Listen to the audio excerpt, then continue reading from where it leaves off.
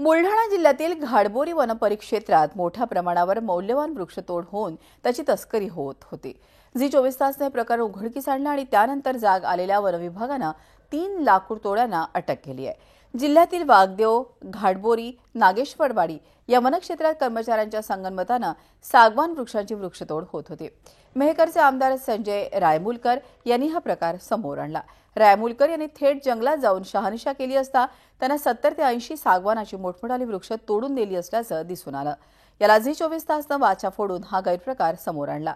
त्यामुळे झोपेचं सोंग घेणारे वन अधिकारी खडबडून जागे झाले आणि त्यांनी या वृक्षांची कटाई करणारे मेहकर तालुक्यातील देऊळगाव, साकरशा येथील गोपाल ठक, विलास ठक, मेहताब खां या तिघांना अटक केली।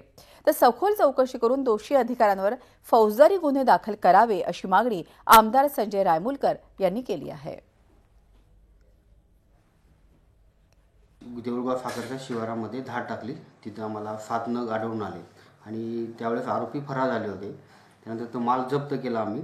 परत नंतर आता आरोपींच्या बाबतीत चौकशी केली तर ते आरोपी शेतशिवारात राहत होते याची माहिती मिळाली। त्यानुसार आम्ही 21 तारखेला परत सापळा रचला आणि 21 तारखेला शेतामध्ये जाऊन आरोपींना अटक केली। निश्चितच या सर्व प्रकरणाला आपल्या झी 24 तासच्या माध्यमातून वाचा फोडले गेले आणि खरे आरोपी त्या ठिकाणी पकडले गेलेत। निश्चितच मी मनापासून आपल्या या चॅनलला आणि सर्व आपले जे काही प्रतिनिधी आहेत यांना धन्यवाद देतो। झी 24 तास रहा एक पाऊल पुढे।